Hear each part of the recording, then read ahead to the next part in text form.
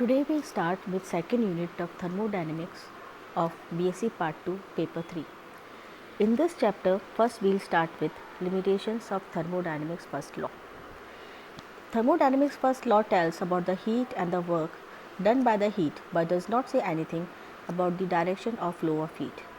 It indicates that in any process there is an exact equivalence between the various forms of energies involved, but it provides no information concerning the feasibility of the process, that is, whether the process is possible or not.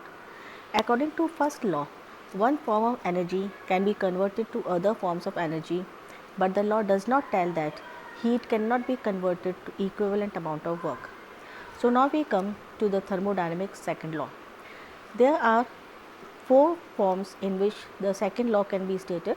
The first is all spontaneous processes like the flow of heat from hot end to the cold end, diffusion of the gas from high pressure to the low pressure are thermodynamically irreversible.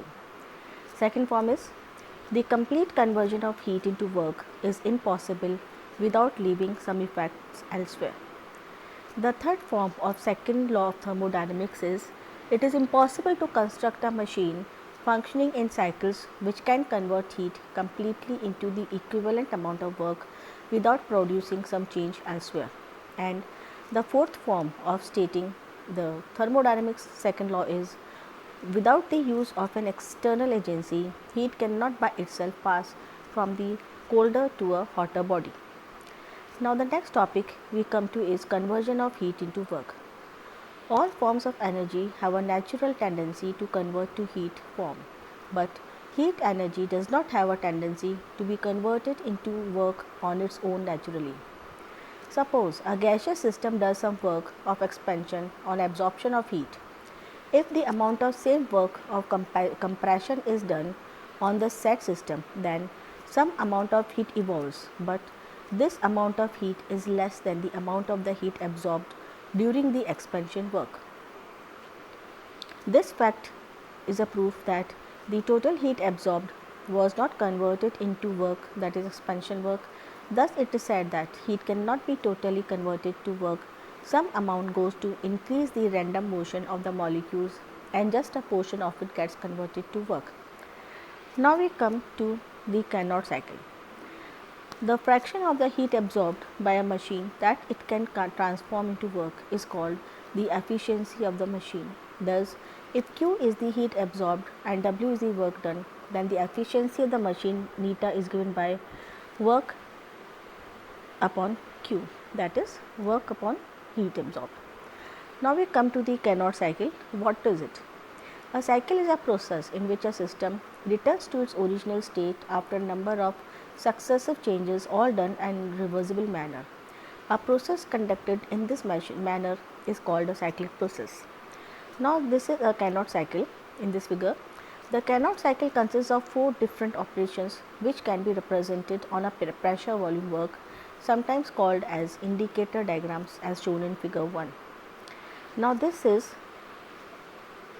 A and B. This is first step. This curve shows isothermal expansion of the system. Then the next curve B to C shows the adiabatic expansion of the system. Then the third curve from C to D shows the adiabatic compression. The curve C to D shows the isothermal compression of the gas or system, and the curve D to A shows the adiabatic compression of the system. So this A to B curve is at T2 and this lower curve C to D is at lower temperature and it is at T1. Now first we come to this process isothermal expansion, and all these four processes occur one by one and finally the system is returned back to the original position, that is A. So first step is isothermal expansion.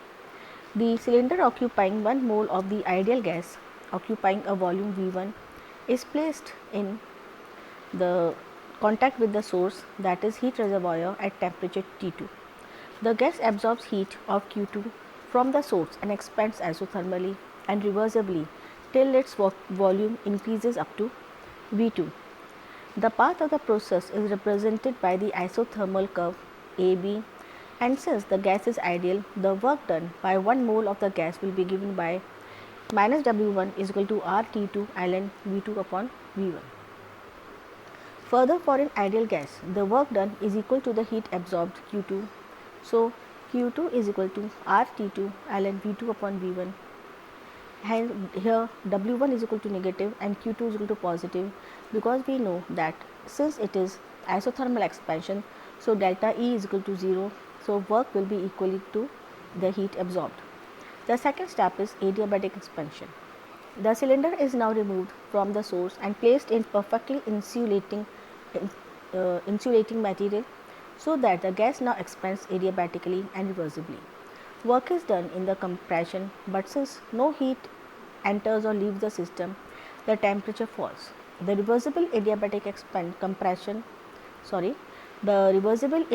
expansion is continued till the temperature falls to T1, which suppose the corresponding volume becomes V3.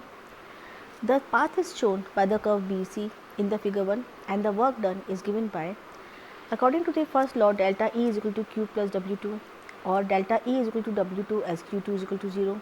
We know that Cv is equal to del E upon del T at constant V, or if we take Cv dt on the right hand side, then it becomes delta E is equal to Cv T1 minus T2, or minus W is equal to Cv T1 minus T2, because W is equal to delta E, or we can write it as W2 is equal to minus T2 minus T1 by changing the limitations. The third step is isothermal compression. The cylinder is now removed from the insulating material and placed with the heat reservoir at the lower temperature at T1.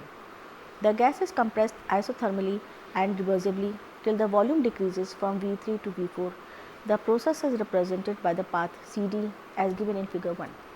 The work done is taken as positive by the usual convention and is given by Q1 is equal to W3 RT1 ln V4 upon V3, or W3 is equal to RT1 ln V4 upon V3. As it is isothermally, so delta E is equal to 0 and the heat absorbed is equal to the work done. Now we come to the fourth step, adiabatic compression. The cylinder is now removed from the reservoir at T1 and placed again on the insulating material. The gas is then compressed adiabatically and reversibly along dA till the initial state A is regained. The temperature of the gas rises from T1 to T2 and the work done is positive. Here the work is equal to W4 is equal to Cv T2 minus T1. As a result of these four operations, the system has returned to the original state, so that a reversible cycle has been completed. The net work done will be equal to W1 plus W2 plus W3 plus W4. Now this is minus W1 and W2 are negative because they are expansion work, and W3, W4 are positive work because they are work of compression. So the total work becomes equals to W is equal to RT2 ln V2 upon V1 minus Cv T2 minus T1 plus RT1 ln V4 upon V3 plus Cv T2 minus T1, or it is equal to, after cancelling the common, RT2 ln V2 upon V1 plus RT1 ln V4 upon V3. Now since V1 and V4 lie on one adiabatic curve and V3 and V2 lie on another, it follows that V4 upon V1 raised to the power gamma minus 1 is equal to T2 upon T1, and also V3 upon V2 raised to the power gamma minus 1 is equal to T2 upon T1. Now comparing the equations 8 and 9, we get V4 upon V1 raised to the power gamma minus 1 is equal to V3 upon V2 raised to the power gamma minus 1, or we can say that V4 upon V1 is equal to V3 upon T2 V2, or V2 upon V1 is equal to V3 upon V4, as it follows from equation 12. Now putting this value from 12 in 7, we get W is equal to RT2 ln V2 upon V1 plus RT1 ln V1 upon V2, or W is equal to RT2 ln V2 upon V1 minus RT1 ln V2 upon V1, or the equation can be written as W is equal to RT2 minus T1 ln V2 upon V1. If the amount of the heat absorbed in the complete cycle is Q, then Q is equal to Q1 plus Q2. So Q2 is equal to RT2 ln V2 upon V1 from equation 1, and Q1 is equal to RT1 ln V4 upon V3 from equation 4. So the Q becomes equals to RT2 ln V2 upon V1 plus RT1 ln V4 upon V3, and since V3 upon V4 is equal to V2 upon V1 as we have seen by equation 12, so Q becomes equal to RT2 ln V2 upon V1 minus RT1 ln V2 upon V1, or we can say that Q is equal to RT2 minus T1 ln V2 upon V1. Now equation 15 and 22 show that in a cyclic process delta E is equal to 0 and Q is equal to 0.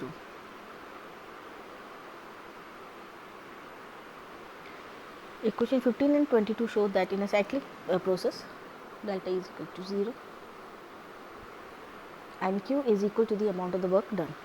Now the total work done at high temperature is T2 by absorption of heat is given by W is equal to minus RT2 minus T1 ln V2 upon V1, and the heat absorbed at the high temperature is equal to RT2 ln V2 upon V1. Now dividing the equation 15 by 1, we get W is equal to minus Q2 T2 minus T1, or W upon Q2 is equal to T2 minus T1 upon T2.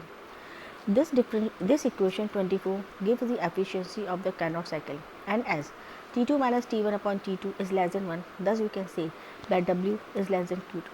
So this means that at high temperature only a portion of the heat absorbed gets converted to work, and remaining portion is given out to the part which is at lower temperature, that is sync portion having temperature T1 of the system. That's all for today. Thank you. That's all.